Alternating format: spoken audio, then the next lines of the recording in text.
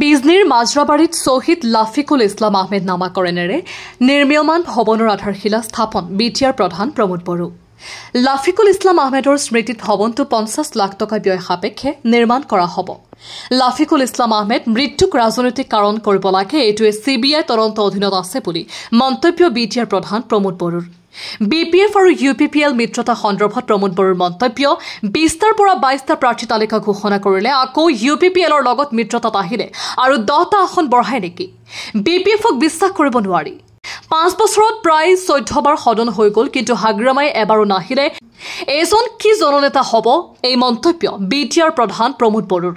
উক্ত কাৰ্যসূচীত উপস্থিত থাকে বিটিআৰ প্ৰধান প্ৰমোদ বড়োৰ লগতে বিজনীৰ পৌৰসভাৰ সভাপতি গুণেশ্বৰ গয়াৰী, বিজনী জিলা UPPLৰ সভাপতি ফণীন বড়ো সহ বিজনীৰ বিশিষ্ট ব্যক্তিসকল। News desk report, news 7 Assam. আজি তেখেতে ন্যায় আজিলৈকে দিয়া হোৱা নাই, কিন্তু তেখেতক শ্ৰদ্ধা জনাবলৈ আজি আমাৰ বিজনী অঞ্চলত এই মাইনৰিটি অধ্যুষিত অঞ্চলত মাজৰাবাৰীত আজি 50 লাখ টকাৰ এটা তেখেতৰ নামত ভৱনৰ আধাৰশিলা স্থাপন কৰা হ'ল। এই ভৱনটো খুব সুন্দৰকৈ ডিজাইন কৰা হৈছে। 1 বছৰৰ ভিতৰত এই ভৱন নিৰ্মাণ কৰা কমপ্লিট হ'ব। মই আশা ৰাখিছোঁ ভৱনটো কমপ্লিট হ'লে আমি আকৌ এনেকুৱা মিলিত হ'ব পাৰিম আৰু তেখেতৰ নামত অকল ভৱনে নহয়, ইয়াত এটা প্ৰতিমূৰ্তিও স্থাপন কৰিব লাগে আৰু তেখেতৰ জীৱন আৰু তেখেতৰ যি ৰাইজৰ প্ৰতি যিটো অৱদান এইটো চিৰযুগমীয়া কৰি ৰাখিব লাগে। আজি মাজৰাবাৰী অঞ্চলৰ ৰাইজক মই অশেষ ধন্যবাদ জনাইছোঁ। তেখেতসকলে ভূমি দান কৰিছে আৰু সেই ভূমিত আমি আজি লাফিকুল ইছলাম ডাঙৰীয়াৰ নামত, শ্বহীদ লাফিকুল ইছলাম ডাঙৰীয়াৰ নামত ইয়াত ভৱনৰ আধাৰশিলা স্থাপন কৰিছোঁ আৰু এই ভৱনটো 1 বছৰৰ পিছত নিৰ্মাণ সম্পূৰ্ণ হ'ব আৰু এই ভৱনটো এই অঞ্চলৰ ৰাইজৰ কাৰণে ডেডিকেট কৰা হৈছে। আজি তেখেতৰ ভাতৃ ইয়াত মহিদুল ইছলাম ডাঙৰীয়াও উপস্থিত আছে। আমি একেলগে চবে কৰিছোঁ। মই সদায় বিচাৰোঁ যে তেখেতৰ যিসকলে হত্যা কৰিছে হত্যাকাৰীসকল শাস্তি পাব লাগে, কিন্তু এই কথাটো ৰাজনীতিকৰণ হ'ব নালাগে।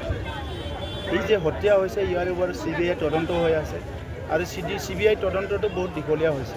মই আজি অনুৰোধ কৰিম CBI কৰ্তৃপক্ষক, কাৰণ তেখেতসকলে ভাৰতৰ এটা খুব শক্তিশালী এটা সংস্থা হয়, তো তেখেতসকলক মই অনুৰোধ কৰিম যে অতি শীঘ্ৰে CBIয়ে ইয়াৰ ওপৰত যি তথ্য পাতি পাইছে, তেখেতসকলে ইনকুৱাৰী কৰি কি ৰিপৰ্ট বনাইছে এইটো সকলে সোনকালে ইয়াৰ ওপৰত একশ্যনটো ল'ব লাগে আৰু ৰাজহুৱা কৰিব লাগে। হাগ্ৰামাই আহ্বান জনাইছে যে আপুনি NDA চৰকাৰ ত্যাগ কৰি BTCত হাগ্ৰামাৰ লগত মিলিত হৈ 20টা আসনত কি কয় ইলেকশ্যন শেষ কৰিব লাগে। তেখেতে 20টা বুলি ক'লে, কিন্তু 2টাটো আগতে বাঢ়াই ল'লে দেখোন আৰু আমি এৰি দিয়াৰ পিছত আকৌ 10টা বাঢ়াই যায় নেকি? তো তেখেতকতো বিশ্বাস কৰিব নোৱাৰে। চাওক, ৰাজনীতিটো ইমান তুলুঙা কৰা বা ইমান তৰল কৰি পেলাই ৰাজনীতিৰ কথাবিলাক ক'লে একো লাভ নহ'ব। আমি 35 লাখ জনসাধাৰণৰ ভৱিষ্যতৰ কাৰণে কাম কৰি আছোঁ। এই 35 লাখ জনসাধাৰণৰ কথাটো ভাবিহে আমি আগবাঢ়িব লাগিব। আজি প্ৰধানমন্ত্ৰী ডাঙৰীয়াই 150 কোটি মানুহ চাই আছে, মুখ্যমন্ত্ৰী ডাঙৰীয়াই 4-3 কোটি মানুহ চাই আছে আৰু আমাৰ অঞ্চলত 35 লাখ জনসাধাৰণ আছে। এই 35 লাখ জনসাধাৰণৰ প্ৰতি অলপ যদি মৰম আছিল, অলপ যদি শ্ৰদ্ধা আছিল, 5 বছৰত একবাৰ হ'লেও হাগ্ৰামা মহিলাৰী ডাঙৰীয়া এছেম্বলিত আহিব লাগিছিল।